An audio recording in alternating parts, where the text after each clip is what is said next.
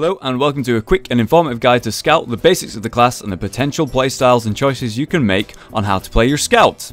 The role of a Scout is long range harass and powerful nukes. Close range is definitely a weakness, but with the right abilities and playstyle you can still be able to manage a 1v1 with ease and usually 2v1s if you're on point. So the Scout, its backstory, they're professional and pitless. Scouts were among the first of a new generation of humans to take up arms against Nosgoth's vampires. Armed with a precision bow, they are well used to hit and run tactics. Scouts swear loyalty to the Watchers, assassins skilled in picking off their enemies from the many hidden vantage points in the mountains of Dark Eden. Let's start with the basics. The Scout has two modes of attack. Left click for spam attacks that do small chunks of damage to those pesky leeches, but your main attack is the right click to zoom and fully pull back and draw that arrow and bow, charging a powerful shot. Depending on what weapon you use, charges could be very powerful with this attack. So, weapons. You have the normal bow, the war bow, the swift bow, and the storm bow, aka explosive bow. It's what it is. So, normal bow. It's a solid but mostly wasted potential sort of weapon. It doesn't have anything interesting or useful, it's just stats and damage. Very plain, very neutral, it's okay, it's not that great. The war bow. It has slower draw times, significantly slower, but slightly, barely noticeable less damage on each attack, but with a huge benefit that allows you to fully charge the shot. Although slower, you now stun when fully charged, which is huge. If a vampire is attacking your friends just in the middle of your team, and you've got a fully drawn shot and you shoot him, he is now stunned in front of your whole team, and he's pretty much dead because he has no way to escape and he is stunned. Or even better, very satisfyingly, you can pop a sentinel who's flying and just knock him out the sky, or even a reaver who's mid-leap. If you're lucky, or if you're good, you hit him with this fully charged shot, he is now falling out the sky, you may have just saved a teammate. Same with the Tyrant's leap ability, for example. You need high skill to actually be able to hit these hits, but it is very satisfying and very strong. But the problem is you are now drawing slower. You are putting out less damage in general because of this fact, and when you're in a 1v1, it's less likely that you'll win because you're putting out less damage. You're not going to be able to draw a full shot and charge and stun this person that's beating on you unless you're luckily or smartly already fully drawn before the fight, before this 1v1 happens, which means you're moving slower, which means you're less helpful to your team if they're around corners and not in your line of sight, and overall it's a clunky bow. Viable in some cases, maybe with good team play, but it's definitely one to think about.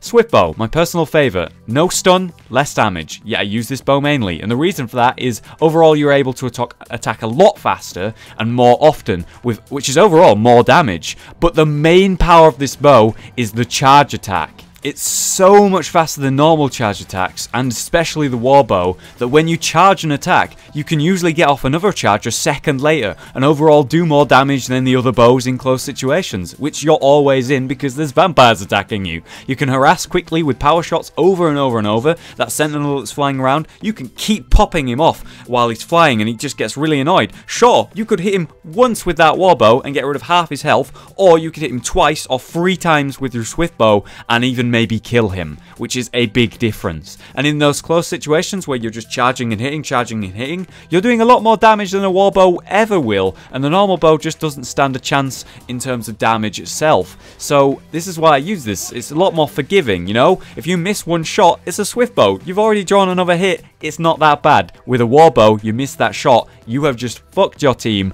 and it's going to be ages before you've actually drawn another hit, and that is why it's my personal favourite.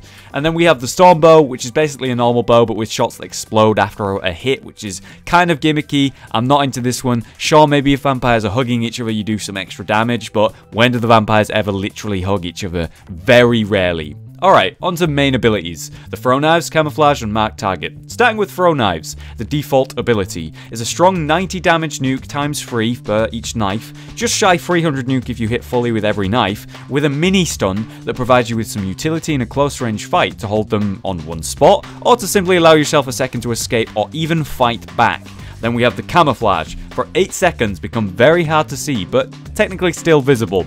If a vampire is paying attention, they can still see you and they can kill you as if you weren't fighting back anymore. I've done this many times and had it happen to me. I am not a fan of this ability. Next up, the final ability so far, Mark Target, a tiny 75 damage nuke that marks a target for 6 seconds, allowing you and your team to see where they are no matter what, which is very useful for hunting a vampire who's low. However, if you've got a vampire low and you've been playing long enough, you probably know where they're going to go or where they're going to climb, and you've probably finished them anyway, so I'm not sure about this one. It's viable, but it's not my favourite.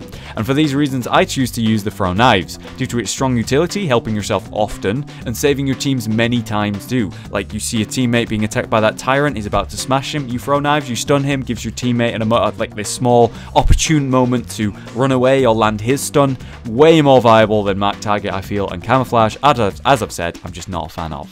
So, secondary abilities. We have 4 choices here, starting with the default ability, which would be Volley. A very large area of damage where arrows fall on the spot, doing 100 to 200 damage every second, every tick of damage for 5 seconds. So if you can do basic math, that means that if a vampire stands in this area for the full duration, they take between 500 to 1,000 damage. That is a lot of damage. Naturally, it's a vampire, it won't stay in the same spot like that for long, but 2 to 3 ticks is still a lot of damage. And because the area is so big, it's hard to get out before you're hit, meaning you can take, you know, a few moments to actually get out, and you will get hit as a vampire if someone places a volley on you. It's hard to get out of quickly. So you can save your teammates who are under attack with this. You throw it on their spot, they're not taking damage, and the vampire who's attacking them is stood in this AoE. As I've explained, 500 to 1,000 damage. That's a lot of damage. You can save your team with that. Place it on yourself, turn, throw knives. So you've now stunned a vampire in your AoE. They're taking a huge amount of damage. That's mostly how I achieve my 1v1s and 1v2 victories, abusing these two abilities together, knives and volley. Next up, we have Trap, a 400 damage nuke that activates when a vampire walks over it. It takes a few moments to set up with its tiny range to throw it. A nice instant nuke, but annoying and situational to set up. I found myself being forced to stick to one spot with this ability. Often, if I did have a 1v1 with it, it didn't save me. Chances are I might still get the kill after I'm dead and the trap actually activates, but you're gonna die, not that recommended. Next up, we have Turret, a smaller AoE than the volley, but lasting an extra 2 seconds, with slightly more damage too, so about, I don't know, 100 more damage to 200 more damage on a full duration. But as we said, when do they actually stand on it for the full duration? Rare. Okay, so, it's clunky and slow to set up, which is bad because when you need it, it's a cost. It's a tiny circle of damage, takes a while to set up, and being that it's only slightly more damage, it's questionable to use. I mean, it's viable, but you must be aware of its drawbacks. Similar to the trap in a 1v1, I find it just takes too long to place, and I'm dead by the time that it actually starts doing damage, and usually, if you're dead, who cares? You're dead. Next up, and finally, we have the hook, the grappling hook. It allows you to climb special spots you could not before, escaping a vampire for a small moment, or allowing you to climb to buildings and attack from unexpected spots. You know, allowing good vision, which means you can hit those vampires before they even get to you. Even more. It's good in, like, theory, because you're climbing on a building, you're, like, able to snipe them. With your long range, it synergizes well with the class. But it's an interesting one because you sacrifice a volley or turret for it, which is a huge amount of damage to just not have, so not that big of a fan of hook. So because of these reasons, I pick volley. Though less damage than the turret, it's very quick to set up and has very nice range setup compared to the turret, which can be barely thrown a few feet with a few moments to set up, which is usually just too slow. So I pick volley.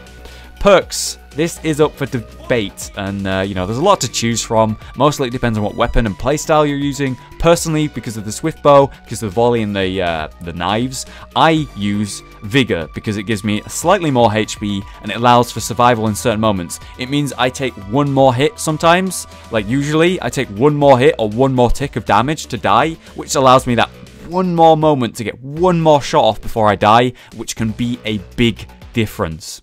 Their skins, they're boring, they suck, not a fan. And that's it. That is the full guide to the Scout. I really hope you've enjoyed the video, guys. Thank you very much for watching. Please let me know in your opinion on Scouts and my thoughts. Maybe you should think that I should like a weapon or ability more. Tell me why, you know? Or maybe you agree with me, whatever. Leave a like if you enjoyed the video. Share it with anyone who might find it useful. It would mean the world to me. I've been Hollow, you've been you. See you next time.